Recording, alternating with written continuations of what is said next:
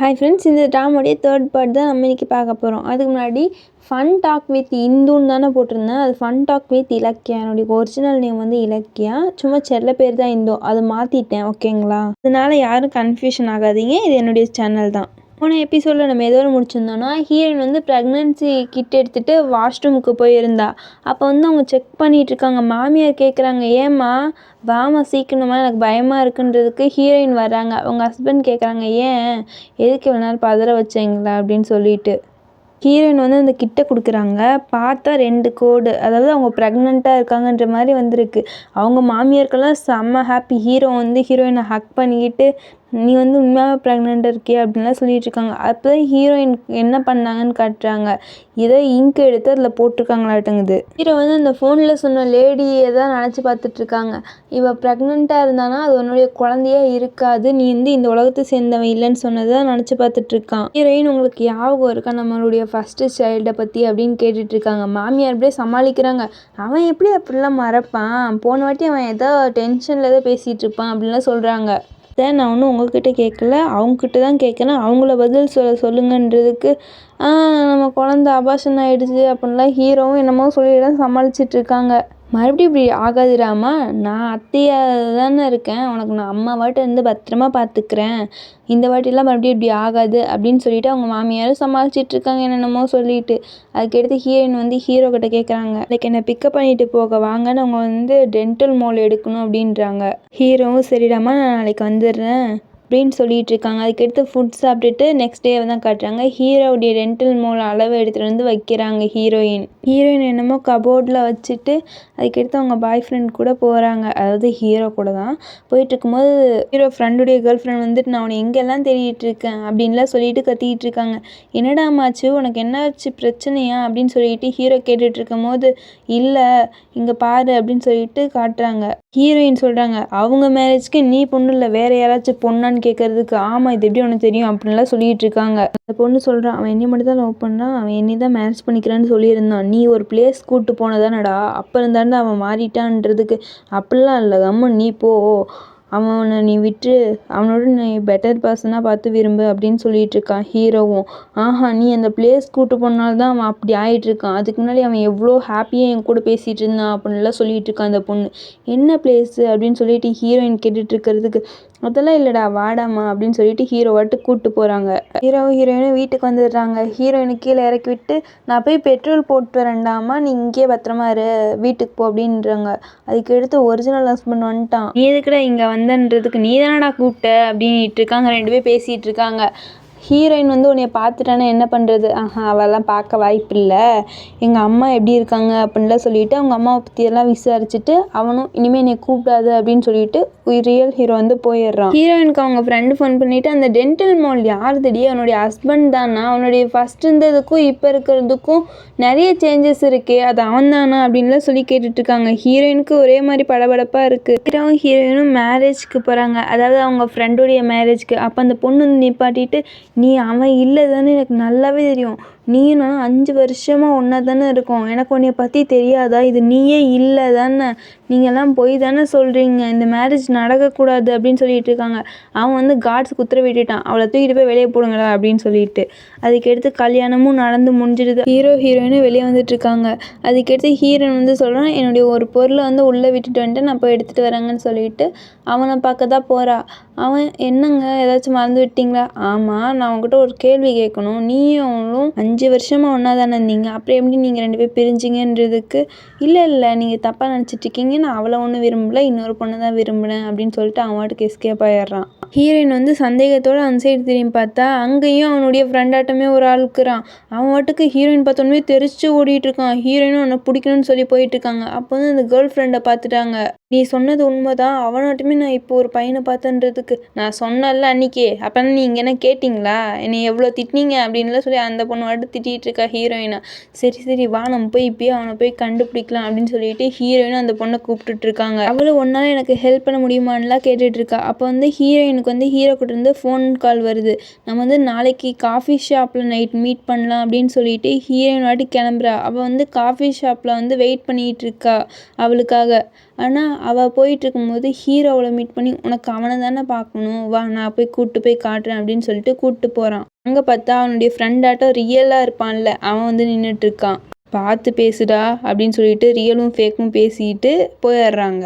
அதுக்கடுத்து இவங்க ஹீரோயின் வாட்டுக்கு ரொம்பவே வெயிட் பண்ணிட்டு இருக்காங்க. ஆனால் அங்கே தான் எப்படி அங்கே போவா, எப்படிடா உனக்கு எனக்கு துரோகம் பண்ண மனசு வந்துச்சு அப்படின்லாம் சொல்லி அந்த பிள்ளை வாட்டு கத்திட்டு இருக்கு. நீ கல்யாணம் பண்ணின்னு எவ்வளோ ஆசைப்பட்டேன், நீ எப்படிடா ஏமாற்றலாம் அப்படின்லாம் சொல்லிட்டு இருக்கான். எனக்கு இந்த மாதிரி கமிட்மெண்ட்டில் போகிறதெல்லாம் எனக்கு இஷ்டம் இல்லை, அதனால தான் நான் உன்னை விரும்பினாலும் உன்னை கல்யாணம் பண்ணிக்கவே எனக்கு விருப்பம் இல்லைன்றனால தான் நான் வேற ஒரு பொண்ணை கட்டிக்கிற நிலம வந்துச்சு சொன்னேன். பல்லான்னு ஒரு இழு விடுறா.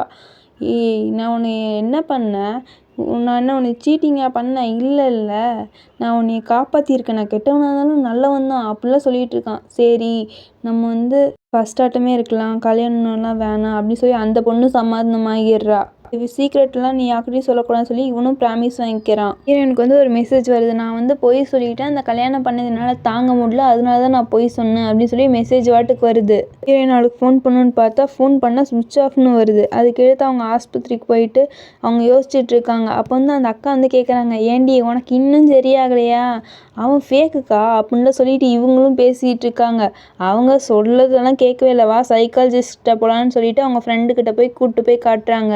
ஹீரோயினும் சைக்காலஜிஸ்ட் கிட்ட வந்துட்டா. அவளுடைய பிரச்சனையெல்லாம் சொல்லிட்டு இருக்கா. நான் உங்ககிட்ட ஒப்பீனியன் கேட்க தான் வந்திருக்கேன்றதுக்கு, சரி நீங்க வந்து ஃபர்ஸ்ட் டைம் சொல்லுங்க, அப்பதான் உங்களுக்கு ஏதாச்சும் ஆச்சா இல்லையா அப்படின்னு சொல்லி என்னால கண்டுபிடிக்க முடியும் அப்படின்றாங்க. ஹீரோயினும் அவங்க ஸ்டோரியை சொல்ல ஆரம்பிக்கிறா. நானும் அவரும் லவ் பண்ணிட்டு இருந்த காலத்துல என்னை ரொம்பவே பாசிட்டிவா பேசுவாங்க, என்னை கஷ்டப்படுத்துற மாதிரியே பேச மாட்டாங்க. அவங்க கூட இருக்கும்போது நான் ரொம்பவே ஹாப்பியாக ஃபீல் பண்ணேன், லைஃப் லாங் இந்த மாதிரி இருக்கணும்னு சொல்லிட்டு அவங்களும் எனக்கு நிறைய ஹெல்ப் பண்ணாங்க. நானும் என்னால் முடிஞ்ச வரைக்கும் அவங்களுக்கு ஹெல்ப் பண்ணேன். நீ எப்பயுமே ஸ்மைலிங் ஃபேஸோடு தான் அவங்க பார்ப்பாங்க.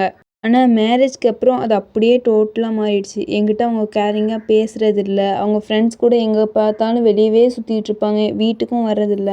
திடீர்னு பார்த்தா அவங்க அஃபேரில் இருக்காங்க ஒரு பொண்ணு கூட அப்படின்னு சொல்லிட்டு இருக்காங்க. நைட் வந்து எங்களுக்கு 2 பேருக்கு வாக்குவாதம் வந்துச்சு, டிவோர்ஸ் வரைக்கும். ஆனால் காலையில் பார்த்தா நார்மலாக பேசிட்டு கேரிங் பார்ட்னராட்டம் பண்ணிகிட்டு இருக்காங்க. எனக்கு ரொம்பவே ஷாக்காக இருந்துச்சு. ஒரு மனுஷன் எல்லாத்தையும் மறக்கலாம், அவன் ஃபஸ்ட்டு பேபி அழிஞ்சதை கூடவா மறப்பான், இவன் நிறைய விஷயத்த மறந்துட்டான். அதனால் எனக்கு ரொம்பவே சந்தேகமாக இருந்துச்சு. திடீர்னு பார்த்தா ஆஃபீஸ்க்கு லீவ் சொல்கிறேன், என்னை ஃபாலோ பண்ணிட்டு வர்றான் அப்படின்லாம் ஹீரோயின் வாட்டுக்கு அடுக்கடுக்காக சொல்லிகிட்டே போயிட்டுருக்காங்க. எனக்கு வந்து ஒரு டவுட் வந்துச்சு, இவங்க நம்ம ஹஸ்பண்ட் தானா இல்லை வேறு யாராச்சான்னு டவுட் வந்துட்டு நான் அவங்க டென்டல் மாலை வந்து ஃபஸ்ட்டு எடுத்ததும் இப்போ எடுத்ததும் வச்சு பார்த்தேன். ஆனால் அப்போ வந்து ஒரு ஷாக்கிங்கான நியூஸ் தான் வந்துச்சு, அது 2மே செட் ஆகலை. அதுக்கடுத்து எனக்கு மட்டும் இந்த மாதிரி நடக்கல, அவங்க ஃப்ரெண்டுடைய கேர்ள் ஃப்ரெண்டும் இதே மாதிரி தான் சொல்லிகிட்டு இருந்தா. அவங்க 2 பேரும் வேறு வேறு அப்படின்னு சொல்லிகிட்டு இருந்தா. எல்லாத்தையும் ஹீரோயினும் அவங்ககிட்ட சொல்லி முடிச்சிட்டாங்க. டாக்டர் சொல்கிறாங்க, நீங்கள் மென்டலாக ஸ்டேபிளாக தான் இருக்கீங்க, உங்களுக்கு எந்த பிரச்சனையுமே இல்லை, இருந்தாலும் ஒரு டெஸ்ட்டு எடுத்து பார்த்துக்கோங்க, நான் ஒருத்தவங்களுக்கு சஜஷன் பண்ணுறேன், அவங்ககிட்ட நீங்கள் வந்து இந்த டெஸ்ட் எடுத்துக்கிட்டிங்கன்னா பின்னாடி எப்பயாச்சும் அது யூஸ் ஆகும் தானே அப்படின்னு சொல்லிகிட்டு இருக்காங்க. அதுக்கடுத்து அவங்க 2 பேரும் பாய் அப்படின்னு சொல்லிட்டு வழி அமுச்சு வைக்கிறாங்களா. அப்போ வந்து ஹீரோ அது எல்லாத்தையும் ஃபோட்டோ எடுத்துகிட்டு இருக்கான். ஹீரோயினுடைய ஃப்ரெண்டு கையை பிடிச்சி தரன்னு இழுத்துட்டு வந்துட்டு, நேற்று வந்து நீ ஒரு டாக்டரை போய் பார்த்து தானே, அவங்களுக்கு மென்டல் பிரச்சனை இருக்குது அப்படின்னு சொல்லிட்டு அவங்க மேலே ஒரு கம்ப்ளைண்ட் லெட்டரை போட்டிருக்காங்க யாராச்சும், அவங்க கூட யாரோ ஒருத்தவங்க அஃபேரில் இருக்காங்கன்னு சொல்லிட்டு. அந்த அஃபேரில் இருந்த பொண்ணு யார் தெரியுமா, அது நீ தான் அப்படின்னு சொல்லிகிட்டு இருக்காங்க. என்ன சொல்கிறீங்க, உண்மையாக தான் சொல்கிறீங்களா அப்படின்றதுக்கு நான் எதுக்குடாமா உங்கள்கிட்ட போய் சொல்லணும், நீயே வேணால் ஃபோன் பண்ணி சொல்கிறதுக்கு ஹீரோயினும் ஃபோன் பண்ணுறாங்க. பண்ணி இதெல்லாம் உண்மையானு கேட்குறதுக்கு, ஆமாடாமா இது எல்லாமே உண்மை தான் அவங்க சொல்கிறது, இது 100% நான் இப்போ தான் நம்புகிறேன், உன்னை தான் டார்கெட் பண்ணியிருக்கான், நீ கொஞ்சம் ஜாக்கிரதையாக இரு அப்படின்னு சொல்லிகிட்டு இருக்காங்க. இதை விசாரிக்க அவன் பின்னாடியே துரத்திட்டு வரான், இதை ஜாக்கிரதையாக நீ விட்டுறாத அப்படின்றாங்க. ஹீரோயின் கண் முன்னாடியே அவங்கள பற்றி தப்பாக அங்கே உள்ள ஸ்டாஃப்ஸே பேசிகிட்டு இருக்காங்க. அந்த அக்காவுக்கு செம்மையாக கடுப்பாயிடுச்சு. நீங்கள் மூட்டு உங்கள் வேலையை பார்த்துட்டு போகிறீங்களா, அவளை பற்றியெல்லாம் பேசுறதுக்கு நீங்கள் தகுதியே இல்லை அப்படின்லாம் சொல்லிட்டு அவங்களுக்கு திட்டிட்டு அமுச்சு வச்சிடுறாங்க. அதுக்கடுத்து அங்கே உள்ள மேனேஜர் தான், அந்த கிளினிக்குடைய மேனேஜர் வந்து கூப்பிட்டு கேட்குறாங்க, என்ன உன்னை பற்றி 7 கால் வந்திருக்கு, ஒரு கம்ப்ளைண்ட் லெட்டர் வேறு வந்திருக்கு அப்படின்னு சொல்லிட்டு இருக்காங்க. ஹீரோயினுடைய ஃப்ரெண்டுக்கு செம்மையாக காண்டாயிடுச்சு, அவளை பற்றி எப்படிலாம் நீங்கள்லாம் அப்படி பேசலாம் அப்படின்னு சொல்லிட்டு இருக்காங்க. ஹீரோயின், அக்கா நீங்கள் இப்போதைக்கு கொஞ்சம் நேரம் வெளியே போகிறீங்களா அப்படின்றாங்க. அந்த மேனேஜரும், இந்தா உன்னை பற்றி வந்த ஃபோட்டோ வீடியோ அப்படின்லாம் சொல்லிட்டு அவங்களும் எடுத்து காமிச்சிட்டு இருக்காங்க. வேலையை விட்டு போகிறேன், ஆனால் நீங்கள் எப்படி என்னை ஃபயர் பண்ணலாம் அப்படின்னு சொல்லி கேட்குறதுக்கு அந்த மேனேஜரும், அதில் கான்ட்ராக்டில் நீயே படித்து பார்த்துருப்ப தானே, அதில் வந்து நம்ம கிளினிக்குடைய ரெப்புடேஷன் போச்சுன்னா அதுக்கு ஸ்டாஃப் தான் காரணம்னா வேலையை விட்டு தூக்கலாம் அப்படின்னு இருந்துச்சு அப்படின்னு சொல்கிறாங்க. அதுக்கு ஹீரோயினும் அது காம்பன்சேஷன் கொடுக்கணும்ல, அது நீங்கள் முதல்ல கொடுங்கன்றதுக்கு அவங்க நீ இன்றைக்கே போனேன்னா வேணால் நான் கொடுக்குறேன்றதுக்கு எனக்கு காம்பன்சேஷன்லாம் வேணாம், ஆனால் நான் போயிட்டு தப்பை போய் கண்டுபிடிச்சிட்டு வரேன், அப்போ என் மேலே தப்பு இல்லைன்னு உங்களுக்கு தெரியும் தானே, அப்போ வந்து நீங்கள் என்கிட்ட அப்பாலஜைஸ் தான் கேட்கணும் அப்படின்னு சொல்லிட்டு கெத்தாக அங்கேருந்து நடந்து போயிட்டுருக்காங்க. ஹீரோயின் அவங்க திங்ஸ் எல்லாம் எடுத்து வச்சுக்கிட்டு காலெல்லாம் வைக்கிறாங்களா, அவங்க ஃப்ரெண்டு வந்துட்டாங்க. நான் வேணா உனக்கு ஹெல்ப் பண்ணவா அப்படின்லாம் சொல்லிகிட்டு இருக்காங்க. அக்கா என்னால் உங்களுக்கு எந்த பிரச்சனையும் வேணாங்க்கா, நான் பார்த்துக்கிறேன் அப்படின்னு சொல்லிட்டு இருக்காங்க.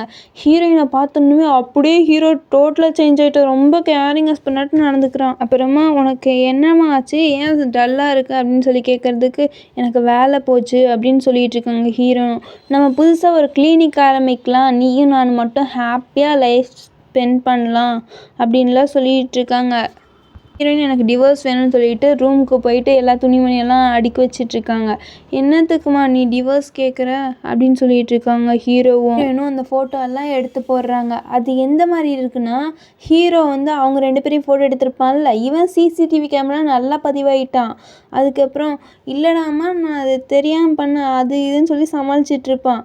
ஹீரோயின் எனக்கு கேட்ட டிவோர்ஸை கொடுங்க அப்படின்ட்டு இருக்கான். நான்லாம் டிவோர்ஸ்லாம் கொடுக்க மாட்டேன் அப்படின்னு சொல்லிட்டு இருக்கு. இவங்க 2 பேரும் வாக்குவாதம் பண்ணும்போது அவங்க மாமியார் வந்துட்டாங்க. ஏன்னா என் மருமகிட்ட டார்ச்சர் பண்ணுற அப்படின்றதுக்கு அவன் என்ன டிவோர்ஸ் பண்ணுறேன்னு சொல்கிறாமா அப்படின்லாம் சொல்லிட்டு இருக்காங்க. எல்லாமே ஓன் தப்பாக தான்டா, நீ முதல்ல வெளியே போட அப்படின்னு சொல்லி அவனை கழுத்தை பிடிச்சி வெளியே தள்ளாத குறையாக பிடிச்சி தள்ளி விட்டுறாங்க. அதுக்கடுத்து மாமியார் மருமகளும் உட்காந்து பேசிகிட்டு இருக்காங்க. அவன் எவ்வளோதான் அவனை திட்டினாலும் அவனுக்கு உண்மையாகவே உன் மேலே ரொம்பவே பாசமாக இருக்கான் அப்படின்லாம் சொல்லிகிட்டு இருக்காங்க. அவன் என் மேலே வச்சிருக்கிறது பாசம் இல்லத்த வேஷம் அப்படின்னு சொல்லிட்டு இருக்காங்க. என்னடா நீ சொல்கிற, நீ எல்லாம் கற்பனை கதையே உருவாக்கிட்டு இருப்பியாட்டுங்குது உன் மனசுக்குள்ளே பூட்டி வச்சுக்கிட்டு அப்படின்லாம் சொல்லிகிட்டு இருக்காங்க. ஹீரோயின் சொல்கிறாங்க, என்னையும் ஒருத்தவங்களையும் ஃபோட்டோ எடுத்து தப்பாக அவன் சொல்லிகிட்டு இருக்கான் தெரியுமா, அவனால் இப்போ எனக்கு வேலையே போயிடுச்சு அப்படின்லாம் சொல்லிகிட்டு இருக்காங்க. அவன் அப்படியெல்லாம் பண்ணுற ஆள் இல்லையே என்ட்டு பையன் அப்படின்லாம் இவங்களும் சொல்லிட்டு அவங்க பையனுக்கு நல்லா வக்காலத்து வாங்கி பேசிக்கிட்டு இருக்காங்க. எவ்வளோ சண்டை போட்டாலும் பிரிய மாட்டீங்க, அதனால நாளைக்கு நீங்கள் சம்மந்தம் ஆகிடுவீங்கன்னு சொல்கிறதுக்கு இந்த வீட்டை நான் 2ஆக பிரிக்கணும் அப்படின்னு ஹீரோயின் சொல்லிகிட்டு இருக்காங்க. சரி நீங்கள் 2ஆக கூட பிரிச்சுக்கோங்க, ஆனால் மார்னிங்குள்ளே நீங்கள் சரியாயிடுவீங்க, நான் மார்னிங் வரைக்கும் இங்கே இருக்கேன் அப்படின்னு சொல்கிறாங்க.